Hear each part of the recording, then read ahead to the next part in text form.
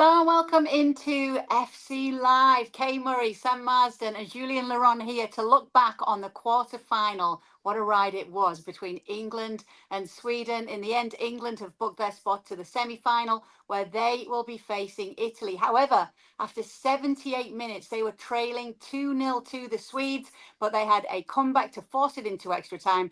And then it went to a penalty shootout, and we will talk about that penalty shootout, although it's definitely not one to watch back, maybe with some comedic music in the background, it's fair to say. Let me start with you, Sam. What's your biggest takeaway from what we saw tonight? I think England will be breathing a massive sigh of relief tonight, because I don't know how they've gone through that tie. Like you say, they were 2-0 down going into the final sort of 12 minutes. They turned it around quickly. They then sort of gave away the momentum a little bit in extra time, let it drift to penalties, and then they were always behind in what you say was an absolutely crazy penalty shootout. 9 missed and just 5 scored of the 14 penalties taken. And yeah, they've somehow gone through. They were the ones who were going first. Sweden had 2 or 3 chances to win it before they then lost it. And yeah, England will be wondering how they've got through that time. I'm sure we talk about the worrying signs in the first half, the reaction they showed in the second half, which I guess was the positives, the changes, and the way they did get back into the game.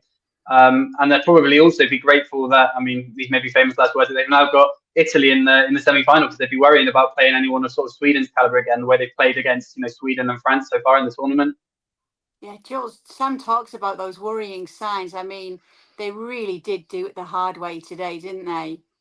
Yeah, I think it's very similar to the France game, for example, that they had to open the tournament where they were not very good in the first half. And then I felt again tonight, Wigman took a long time to make some changes, both tactically and in terms of the players on the pitch. And then when she finally did, you saw the difference. And I guess you can't always play like that with 2 strikers and play long and direct football. I get that. But when you're 2-0 down like that, half-time in a quarterfinal, I think she should have reacted much, much quicker. And that lack of reactive sense in her really surprises me for somebody as good as she is. So I don't think she's been at her best in this competition as a head coach. I don't think the players have been very good either. But at the end, when Sweden thought they had won it, I think they took the eye off the ball a little bit. England scored 2 goals.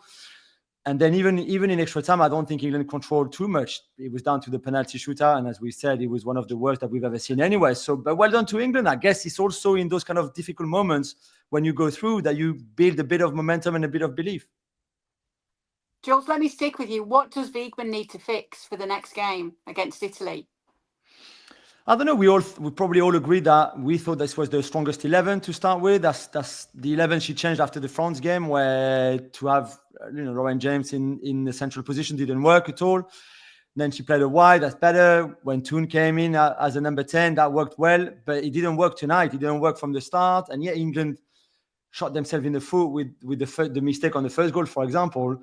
That left side of the defense, Greenwood, Carter, whoever you play, that left back and that left centre back, whether it's one or the other, they're just struggling all the time. Every time you got a bit of pace against them, Blackstenius tonight, Cascarino, Katoto in the France game, they struggle. And I know there's probably not that many options to replace them, but that's a struggle. And if you're Italy, and then potentially after that, Germany, France, or Spain or Switzerland, I don't think it'd be Switzerland, but one of the big 3, then you would exploit that left-hand side from England defensively. So there's a few things to sort out, certainly. And again, I think in her own changes, I just don't think Wigman has been very inspired so far. What were your takeaways in the bad way, Sam? As we've just heard, Jules is there, obviously, with what we've seen from England.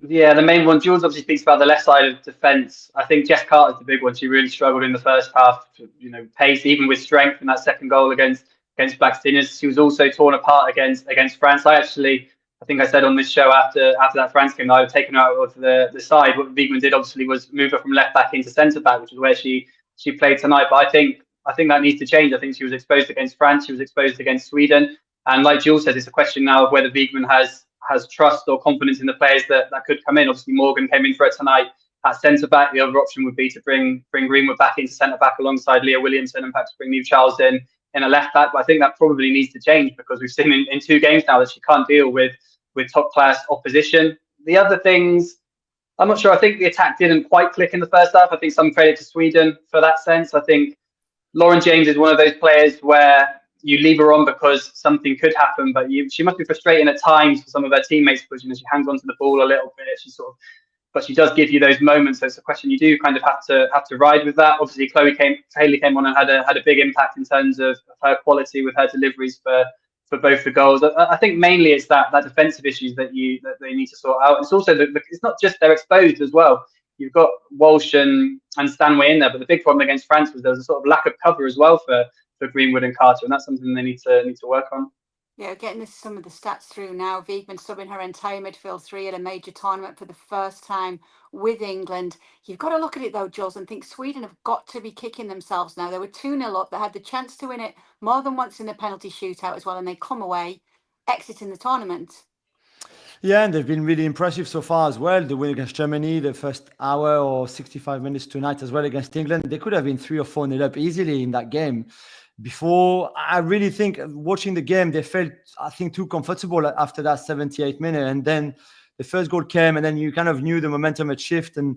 And then the second came just 2 minutes later. And I just don't know, at that level, with that kind of experience, players like Eriksen are so experienced that you wonder how they let that one go, really. And you're right, they would kick themselves. And not just that, but you said, like, for Falk to take the 5th penalty, that would have won it for them. I'm sure they were all in agreement with that. She made some great saves before that, but she never looked that confident to me that she was going to score. And then they had another chance to win it again. And Jakobsen, who's a good technical player, had took a terrible penalty too. And then again, you don't miss 2 chances like that against a team like England before you come back to haunt you. And that's exactly what happened.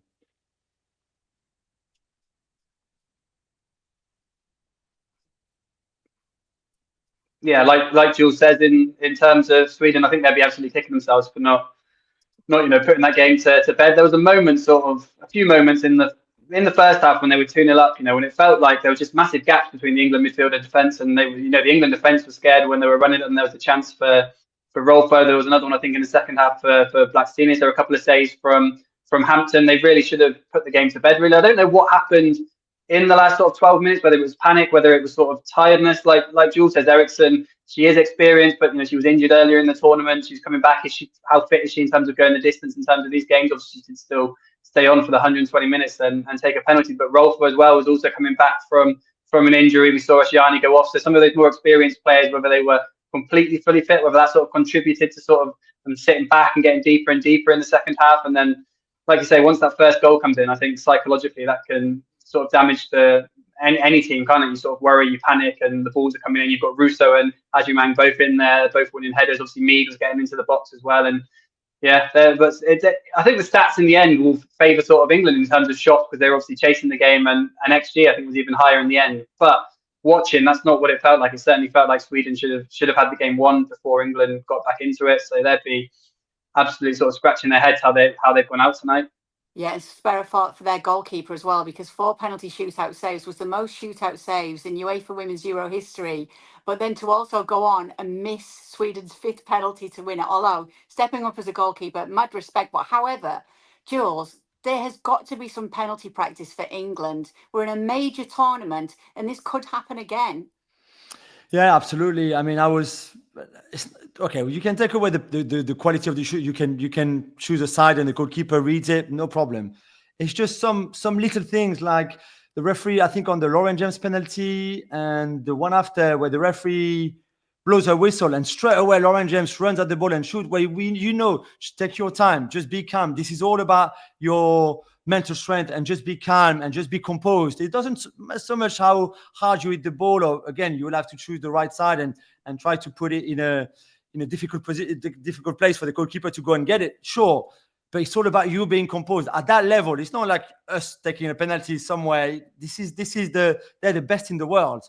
And then again, Lauren James, straight after the referee blows a whistle, she goes in and obviously she misses. I don't think they were ready just mentally on the kind of this penalty show. There's been many studies recently, a lot of things, a lot of little details to work on before games about if you get to the penalty show, what the little habits that you have to get. And the biggest one is Just don't rush it once the referee blows the whistle. Just take your time, be composed. The referee is not going to do anything if you take 5 seconds to take your penalty. But if you take 1 second to take your penalty, then that really unsettles you, because that shows how much under pressure you feel. So little things like that England can easily improve before the semi-final in case they go back to that scenario. Yeah, they were lucky that Sweden's penalties were even worse in the end. It felt for a little bit like England were the ones taking the bad penalties, obviously, as the sort of momentum switched to Sweden after they missed that first one. I mean, the England penalties were just, at least they were on target, I guess. Like Jules said, the Sweden ones, a lot of them were off target, but I mean, they need to work on that. Like he says, there are habits, there are things you can do. Obviously, we've not been in that situation, in that moment, in that pressure, and you know, it affects players in different ways. But to miss so many penalties and for them to be such poor penalties as well, like fair play to Falk saving 4 penalties. They were decent enough saves, but they're all in sort of like that nice sort of like sweet spot that's neither too high nor too low, and the goalkeeper can get to.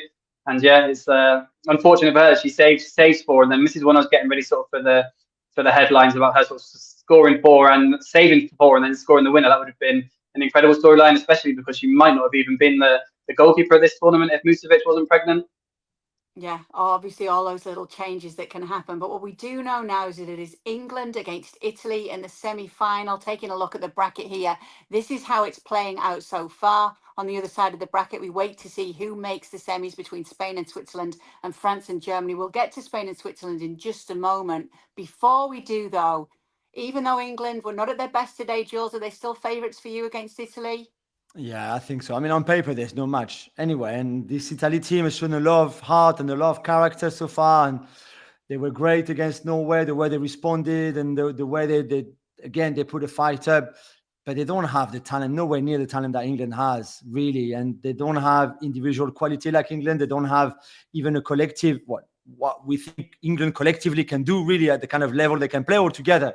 But they're resilient, that's for sure, and they're difficult to play against. They're going to make it hard for England, and I think it suits Italy to not be favourite as well, and to put all the pressure on England. England have, when you semi-final against Italy, you have to be in the final when you're England, really, and so all the pressure will be on them. And I'm seeing how England have played so far in this tournament in the games that mattered, like the France game. Okay, the Netherlands game mattered too, to be fair. So they responded really well in that.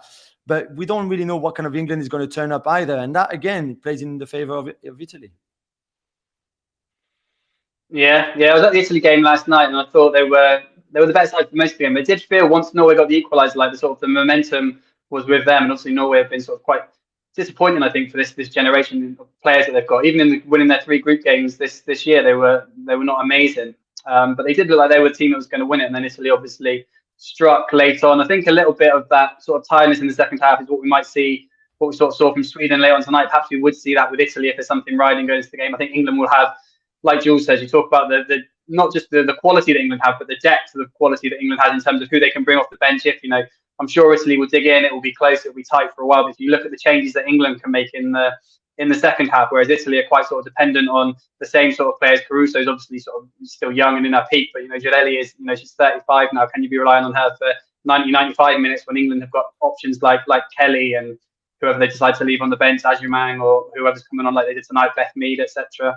But Italy have, you know, they've got confidence. Like Jules said, it's almost a free hit for them now to reach the semi-final is an absolutely huge achievement for them. You saw what it meant in their celebrations last night on the pitch, in the mix zone after the game, the singing, the sort of how much they were enjoying themselves. And the pressure's going to be off when they play England. And they've got history of some good results over the last couple of years. They've drawn with Spain and beat Spain.